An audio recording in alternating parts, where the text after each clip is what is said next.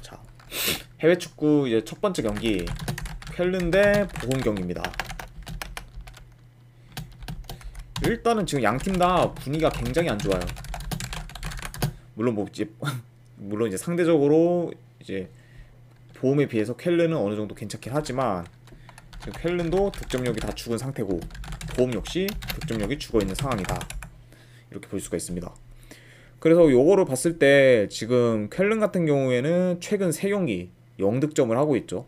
그만큼 지금 부진 중이고 보험 역시 지금 최근 5경기 기준으로 했을 때 1득점 하고 그리고 이제 지금 5연패 중인 상황입니다. 그리고 지금 보험 같은 경우에는 계속 뭐 실점이 좀 많이 되고 있어요. 뭐 2점, 3점 이렇게 실점을 하고 있기 때문에 수비적으로도 지금 상당히 불안 요소가 많다. 이렇게 지금 평가를 하고 싶습니다. 자, 그러면 이거 최근 라인업과 약간 아이고 AA님 안녕하세요. 반갑습니다. 자, 최근 라인업과 비교를 했을 때 이제 보험 같은 경우에는 주전 약간 멀티 포지션이죠. 이 선수 한 명. 왜냐면 공격수랑 좀 이제 미드필더 선수 한 명이 어느 정도 결장을 하고 있고 쾰른 같은 경우에는 딱히 부상자는 없습니다. 어느 정도 이제 최근 라인업과 비교했을 때 결장자가 없다 보니까 좀 딱히 없다. 풀 라인업이다 그냥. 딱히 없어. 쾰른은 딱히 없다. 그렇죠.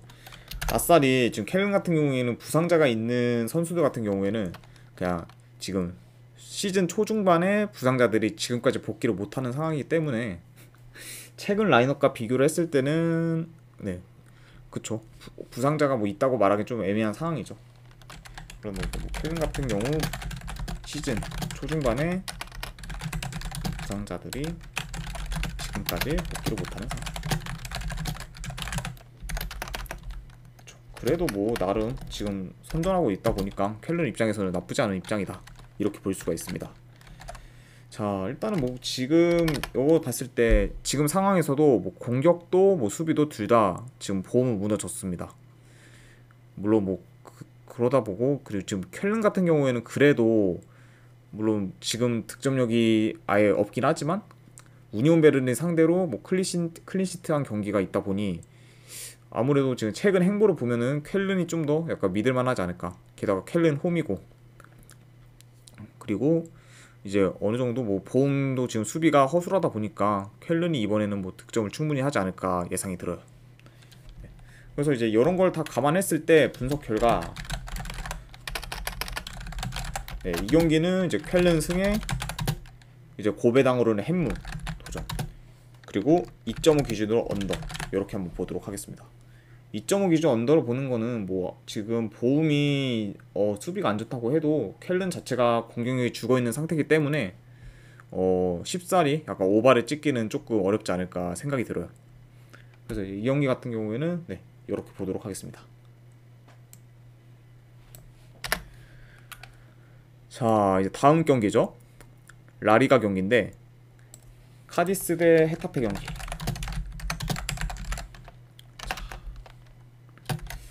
일단은 뭐 두 팀 다 뭐 최근에 어느 정도 잘 나가고 있습니다. 이제 카디스 같은 경우 홈 기준, 홈에서 지금 3연승 중으로 굉장히 승승장구하고 있고 좋은 상태. 반면에 헤타페 같은 경우에 홈에서는 좋지만 원정에서는 지금 경기력이 썩 좋지 않은 상황.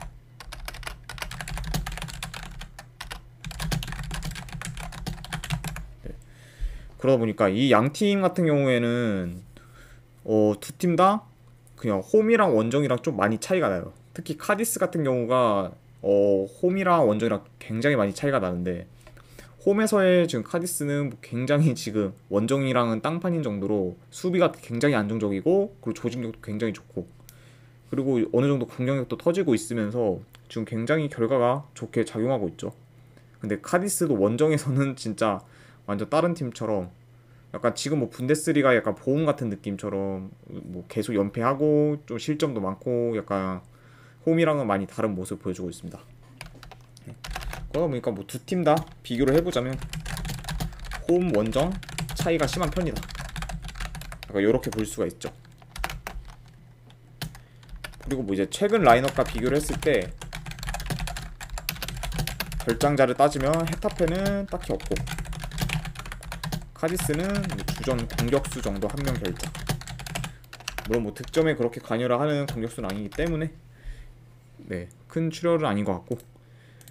그리고 이제 요 두 팀의 약간 경기 성향이나 그런 거 봤을 때는 양 팀 다 보통 이제 짧은 패스랑 이런 거보다는 롱볼 위주의 플레이를 해요. 그쵸. 그러다 보니까 게다가 템포도 양 팀 다 그렇게 빠른 편이 아닙니다. 어느 정도 템포가 느리다는 거는 그만큼 공격 기회를 뭐 많이 갖기보다는 천천히 운영하는 스타일의 그런 모습을 볼 수가 있죠, 양 팀 다. 그리고 뭐 아까 이제 앞에서 언급했다시피 카디스가 지금 홈에서 굉장히 수비가 안정적인데 비해 헤타페는 좀 수비가 많이 불안정한 모습을 보여요. 그쵸? 왜냐면 저번에 뭐 이제 직전 경기만 해도 지로나한테도 2실점을 했고 홈에서, 그리고 그 전에도 이제 비아레알한테도 뭐 2실점 하면서 좀 최근에 수비가 좀 많이 흔들리는 모습을 보여주고 있어요. 그리고 뭐 이제 헤타페 같은 경우에 지금 수비가 뭐 워낙 지금 불안정해서 지금 좀 약간 실점이 많은 상태. 약간 이런 식으로 간단하게 코멘트를 치고 싶네요. 그러다 보니까 이제 요 경기 그러면은 어떻게 보냐. 그쵸? 일단 근데 지금 뭐 카디스의 홈 분위기를 깨트릴 필요는 없다고 봐요. 그래서 저는 이거 카디스 승을 보고, 근데 이제 고배당으로 이거는 뭐 햄무냐 마인승이냐 요건데, 솔직히 뭐 요거는 지금 분위기 상으로는 마인승이 나와도 할 말이 없긴 한데, 그래도 이제 지금 카디스랑 헤타페 약간 이 두 팀의 그런 경기 스타일이나 그런 거 보면은 대승까지는 없을 것 같고, 그러니까 1점 차 내외에서 카디스가 이기는 그림이 더 낫지 않을까 생각이 듭니다. 그래서 고배당으로 도전하실 분들은 햄무 한번 도전해 보시는 거 보내드립니다. 그래서 요 경기는 이제 카디스 승에 고배당으로 햄무 가져가는 경기, 이렇게 보도록 할게요. 자, 이제 세 번째 경기죠. 이거는 이제 LADBC 경기인데 고어헤드 대 발베이크. 자, 일단은 고어헤드 같은 경우에는 원정에서는 좀 많이 답이 없어요. 하지만 홈에서는 뭐 최근 지금 2연승으로 어느정도 이제 상승세인 분위기를 타고 있는 고어헤드고, 반면에 지금 이제 최근 종종 득점력이 폭발하면서 홈이든 원정이든 이제 어느정도 좋은 모습을 보여주고 있는 발베이크. 그러니까 이제 일단은 뭐 결장자로 봤을 때 고어헤드 같은 경우에는 주전 미드필더 한 명 결장. 반면에 지금 발베이크는 플라이너입니다. 네, 결장자가 없다는 뜻이죠. 그럼 이제 이렇게 볼 수가 있고, 양 팀 다 이제 보통 경기 스타일을 보면은 어느 정도 공격적인 스타일이에요. 좀 약간 라인 올리고 그리고 압박하고 하면서 약간 그렇게 공격적인 스타일인데, 그런 경우에 이제 고어헤드 같은 경우 보통 공격 자체를 그냥 이렇게 침투나 이런 전개보다는 크로스 위주의 공격을 하다 보니까 확실히 좀 골 찬스를 만드는 데는 약간 좀 발베이크에 비해서 다소 좀 어려워하지 않나 싶네요. 그쵸, 아무래도 이제 크로스 위주의 공격이다 보면은 그거는 이제 크로스를 올려주는 그런 선수의 약간 컨디션도 어느 정도 고려가 되고, 그리고 확실한 찬스 메이킹보다는 그날 뭐 이제 크로스가 잘 올라가냐 안 올라가냐 그런 거에 좀 의존도가 많아질 수밖에 없어가지고, 그리고 완벽한 좀 기회 메이킹보다는 그때 그날 기복에 따라서 좀 약간 공격 성공률이 좋고 나쁘고 요게 좀 반복되지 않나 싶어요. 그쵸. 게다가 뭐 발베이크 같은 경우에는 오히려 뭐 침투나 뭐 측면 공격 위주로 플레이를 하는데, 특히 지금 고어헤드 같은 경우가 지금 측면 수비가 다소 취약한 상태입니다. 네. 그러다 보니까 아무래도 이 두 팀이 이제 맞붙었을 때는 그쵸, 아무래도 지금 고어헤드가 좀 더 약간 힘들지 않을까 생각이 들어요, 발베이크한테. 그 최근 상대 전적 또한 발베이크가 우세 중입니다. 뭐 최근 3경기 2승 1무로 굉장히 지금 괜찮은 결과를 만들고 있죠. 그러다 보니까 이 분석 결과로 봤을 때는 발베이크 아무래도 역배나 뭐 프랜승, 네, 역배나 무승부 쪽을 보니까 이제 프랜승 쪽을 한번 보고, 이거는 2.5 기준으로는 오바 볼게요. 아무래도 그래도 양 팀 다 어느 정도 득점력이 좀 터질 수도 있는 경기고, 고어헤드도 뭐 발베이크 상대로 한 골 이상은 충분히 넣을 수 있기 때문에 이런 거 고려했을 때는 언더보다는 오버 쪽의 스코어가 더 나올 수 있지 않을까 생각이 듭니다.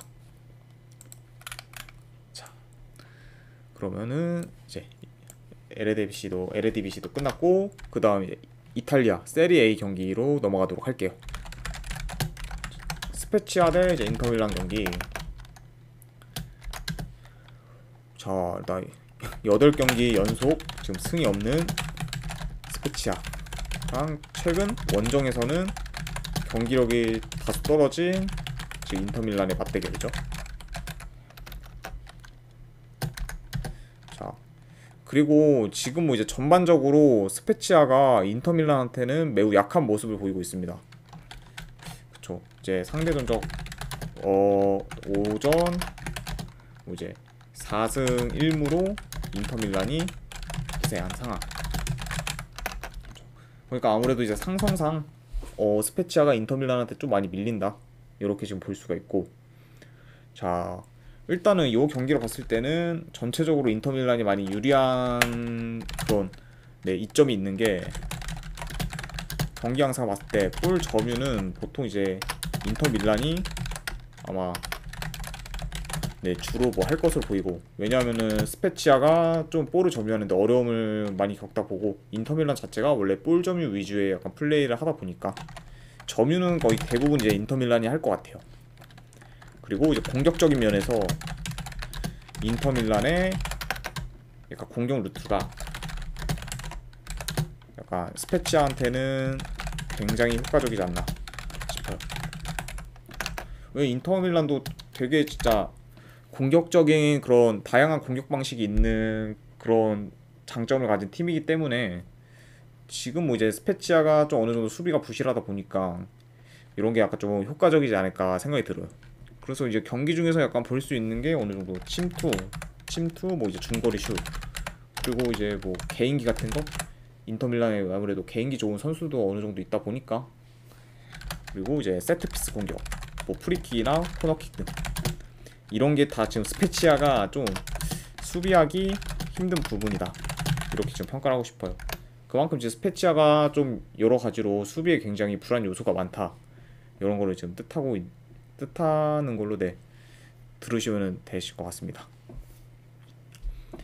그러다 보니까 이제 이 경기 같은 경우에는 전체적으로 인터밀란이 원정이라는 점 빼고는, 그쵸, 뭐 전력이나 그러면 전술적으로나 뭐 상대 전적 상성이라던가 전혀 밀릴 게 없기 때문에, 이거는 저는 인터밀란 쪽을 일단 뭐 보고요. 분석 결과 인터밀란 승을 보고, 보통 이제 원정 인터밀란 같은 경우에는 제가 마인을 잘 안 가져가는데, 이 경기는 한번 마인까지도 도전해볼 만한 경기지 않을까 생각이 들어요. 그리고 이제 2.5 기준으로는 오버, 요렇게 한번 보도록 하겠습니다. 자, 이제 이렇게 되고, 다음 경기 이제 릴 대 이제 리옹이죠.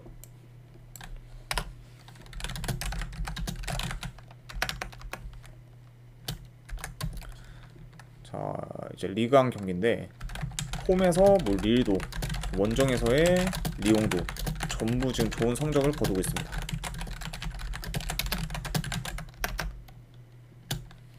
특히 뭐 이제 릴 같은 경우에는 거의 6개월 가까이,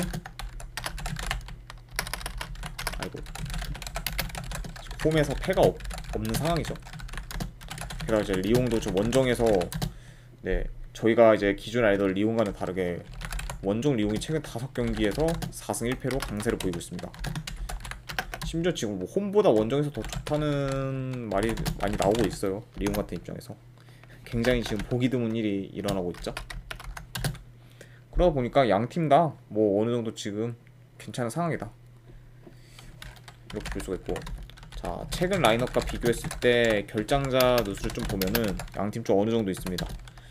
이제 릴 같은 경우엔 주전 수비수 2명 결장, 그리고 리옹은 주전 미드필더 1명, 그리고 골키퍼 1명, 주전 골키퍼 1명, 그리고 수비수도 지금 1명 결장인 상태. 네, 이렇게 보여주고 있죠. 자, 일단은 이 약간 결장자를 살펴봤을 때는 양팀 다 좀 수비가 많이 허술해지지 않을까 생각이 들어요. 왜냐면 이제 리옹 같은 경우에는 직전에 이제 주전 골키퍼가 부상으로 이제 빠지는 바람에 이번 경기부터 과연 수비력이 얼마나 약간 불안할지 약간 그런 거를 좀 판단할 수가 있고, 근데 좀 많이 불안할 수도 있을 것 같아요, 지금 봤을 때. 그리고 이제 릴 같은 경우에도 주전 수비가 아무래도 2명이 결정되다 보니까 기존보다는 좀 수비력이 많이 약해지지 않았을까 생각이 듭니다. 일단 경기 양상을 봤을 때 그래도 이제 두 팀 다 어느 정도 볼에 능하지만, 볼 점유에 약간 능하지만, 그래도 지금 리옹 같은 경우에는